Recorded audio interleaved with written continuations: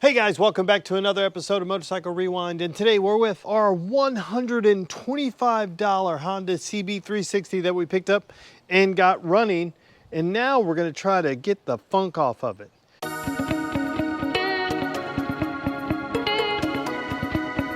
So this guy is pretty crusty, as you can see. It's got stuff growing on the aluminum. There's rust kind of everywhere, and we're going to try a couple of things. We're going to, one, use a soda blaster, and two, we're going to use a sand blaster that connects to the pressure washer, aka one of these nozzles that then feeds into the media. And we'll see if that works. I'm not sure if it works. I forgot I had it. I paid like 20 bucks for it on it was either eBay or Amazon, and it's been up in the attic and I haven't used it yet. When I got the soda blaster down to do the CL350, I saw it and I said, let me give it a shot. So we've got the soda here, we got a new hose, so we shouldn't have a leak anymore. And let's get started with the pressure washer and see if this thing works. Okay, so let's see if this works. Again, you just hook it in there and then spray it at the stuff, and hopefully it's supposed to pick up some media. Let's see if that happens. Yeah, there is some media flying through. You see some moving through, so. And I feel it bouncing back at me. But let's see if it works.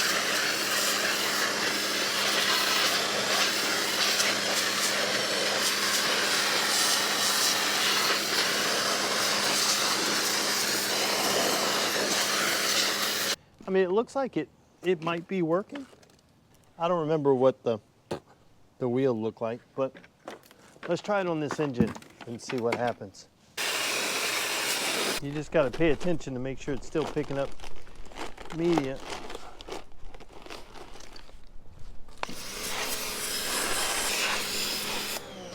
Yeah, I think it's taking the stuff off for sure. Let's stay at it. Yeah, I just went over the frame right there, and it'll knock the paint off. So this is a little hard. It's harsher than the soda. Okay, guys. That works. I mean, 20 bucks, let me wipe you off. 20, 25 bucks for that if you already have a pressure washer. I guess depending on how strong your pressure washer is will determine how well it does. But definitely wear glasses, safety glasses, because that stuff was bouncing back like there was nobody's business.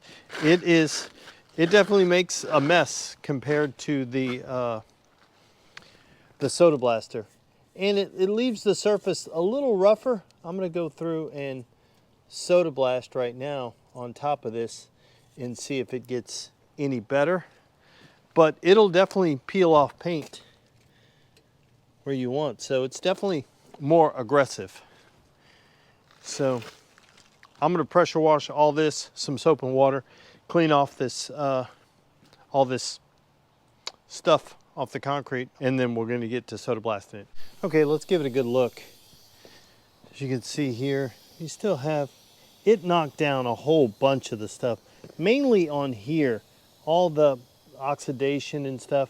I mean, I still have some more dirt and stuff up here, which I'm going to get with the soda blaster, but it did knock it down on the forks, but it does leave it, it is a little too abrasive, I would think. It beats on the softer metal a little too much. But everything looks really good when you see it. Put this light on for you. See it? I mean, for the quick clean that we did on it, pretty good, if I don't say so myself. But it will knock paint off, so just keep that in mind. Which I was planning on painting this stuff anyway, so it doesn't bother me. So guys, in my not so expert opinion, I think I would use this, the sandblasting for parts off the bike that you wanted to just clean up really good, and then pre-paint, kind of things like that. I think that would work out really good. I think the soda blaster works better on the bike. The cleanup is way easier. I mean, I was right here I had to blow out the garage. The door was open like that. There was stuff all the way into the shop. It flies all over the place. So I think the soda blaster, especially I like doing it on super cloudy days, kind of rainy. Air's a little heavy, so I don't get big clouds that fly around so much. So let's hit it with the soda blaster and see what kind of results we get.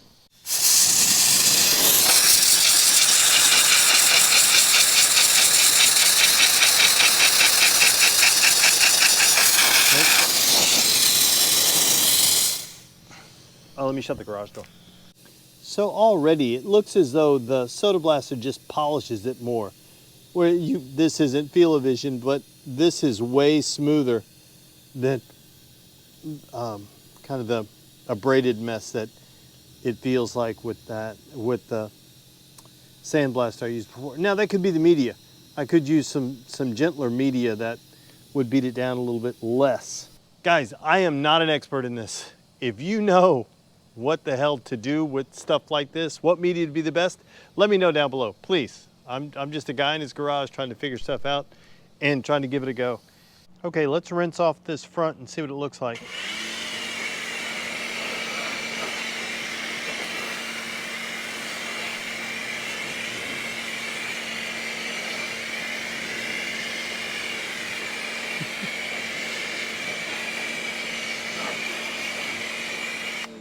Guys, it's not a magic trick. This is a $125 motorcycle. Keep that in mind. Let's see what else we got. This front wheel is ridiculous. Came out so good. It looks brand new. Well, minus the rusty spokes. But I think the combo plate of hitting it with the sandblaster first and then doing this sucker looks so good. I haven't done the back wheel yet, which I'm going to get on it, and then I'll spin it around, and then I'll get back to you guys when I finish up. Okay guys, here we are about 3/4 of the way, probably about 7/8 of the way through the bike. I ran out of soda in the blaster, so I've got it in the bottle, so I've got to fill that back up. But I'll just show you kind of status update where we are. Look how good everything looks. Let me apologize for the cow next door. Just sounds like one. Look at how good this looks. Engine came out good. Here, I ran out right around here, so I didn't get to do the front wheel yet. This side of the front wheel, or this side of the front up here, but we're gonna fill that up and we'll get back to you in just a second. Okay, so we have this guy running. It's not running very well.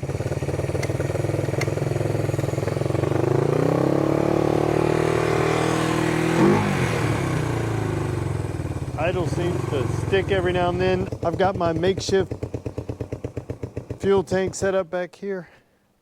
Let's see if we can start it up again, and we're gonna just see if we can take it for a ride.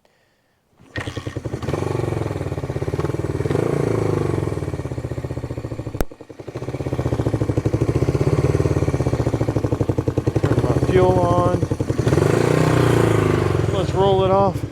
I do know that the clutch is seized, and so what I want to do, pull the clutch, get it rolling a bit, and then pop the clutch and pop it in the first.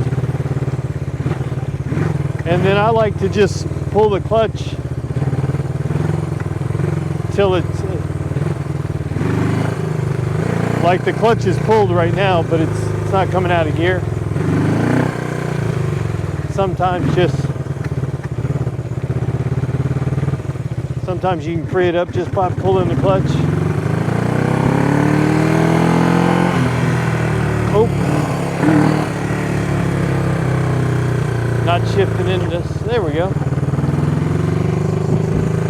Thing runs pretty good for the brakes work. Whoa, brakes work. The front one locked up and the ground's wet, so we're not going far. We're just going to turn around right past the bridge since I don't have any. Hey, I got some clutch now. See, sometimes you just get a rolling start and then you can, yeah, that's awesome. These are a little loose. Hey, third gear. Horn still does not work. We're gonna turn around right here. Just because the ground's really wet. Let me downshift. I got clutch now.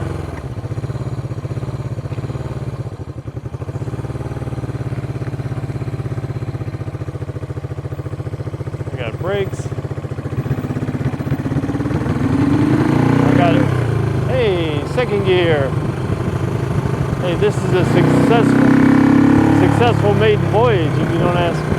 If you ask me.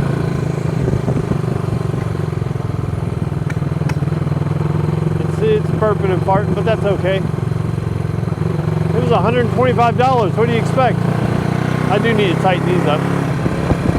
Third gear. I didn't need to go to third. This tack is not working.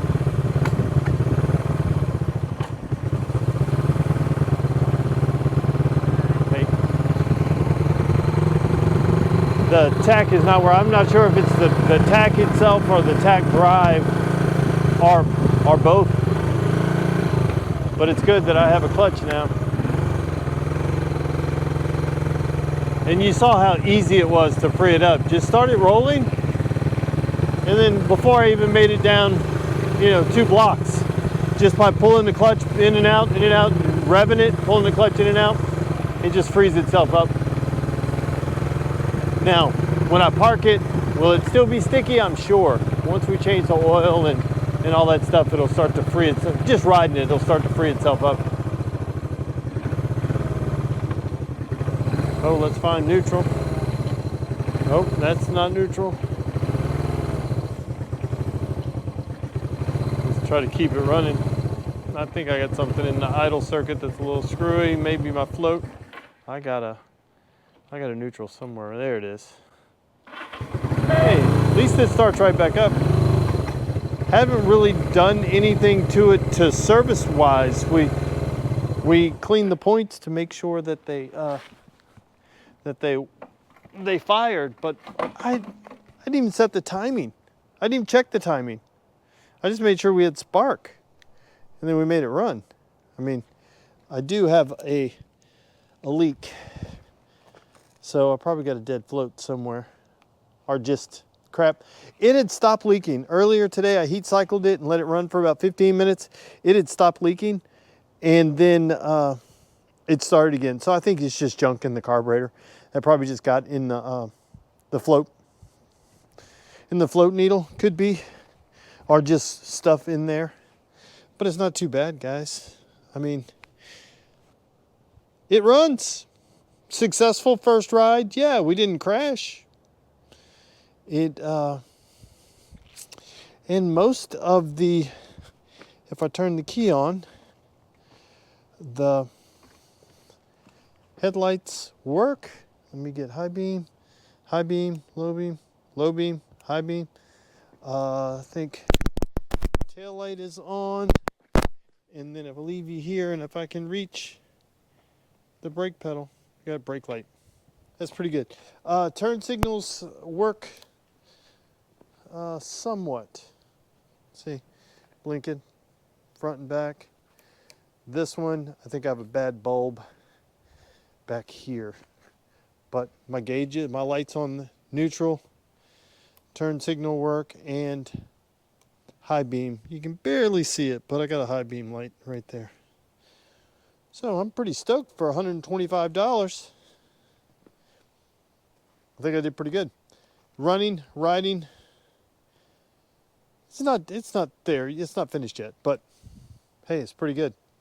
Okay, guys, so there you have it. We are $125 Honda CB360 now runs and rides. Now, technically, it does run and it does ride. Does it do either one of them well? Could be better. For what it's doing right now, I'm feeling pretty good about it. And we haven't set the timing. All we did was clean the points. So we haven't checked the valves. We haven't done any of that. Hadn't done any maintenance on it. The next thing we're going to do to this is heat cycle it with a little motor flush, drain it, change the oil. You guys saw that we had a stuck clutch and we got it freed up pretty simply. Now you can rock it back and forth and do that if you choose, or you can do what I did, which works. I would choose not to do it on wet roads just because it may be a little safer. But again, just pull the clutch, get it rolling, put it into first, and then let it go, right? And then take off, because if you don't, you're just gonna stall. So get it rolling, put it into first, let it go, and then just keep pulling the lever in and out, giving it some throttle, keeping the RPMs high, that way you're spinning it, and eventually it'll just break loose. Or you'll get back home, still don't have a clutch, but no harm, no foul, right? Worst case scenario, you gotta pull the case off, pull the cover off, clean the clutch, put it back together. But we don't have to do that. I like this thing, $125 well spent. And so far we have spent $0 on this thing.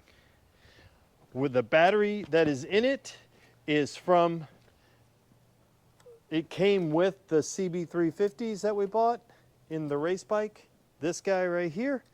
And I charged it up and it seems to be working well enough so that we can run it. Everything works. Now, except for this guy, but this may just need to be cleaned. Horn, no horn. But what are you gonna do? I paid $125 for it. I think I'll be okay. We can get the horn sorted. I think there's money in the budget to go ahead and get a new horn if we have to. But it cleaned up so good. You saw how we cleaned it up in this episode, and then we took it for a ride. Everything looks good. This was $125. And keep in mind, this is what it looked like before, and this is what we look like now. Guys, I love it. All we did was clean some points. So guys, I want to thank you for watching yet another episode of Motorcycle Rewind. And do me a favor, like, tag, share, and follow us on Instagram at Motorcycle Rewind. And go ahead and hit that subscribe button. And while you're in the subscribing mood, just wander on over to our friends. Brickhouse Builds, Gold Guy, Moto Mango, Ace Cafe Bikes, Mile Zero Racers, Plan B Motos, Pete's Classic Cycle, and Lady Moto Bang. And give those guys a subscribe too. Thanks again, guys, and have a great day.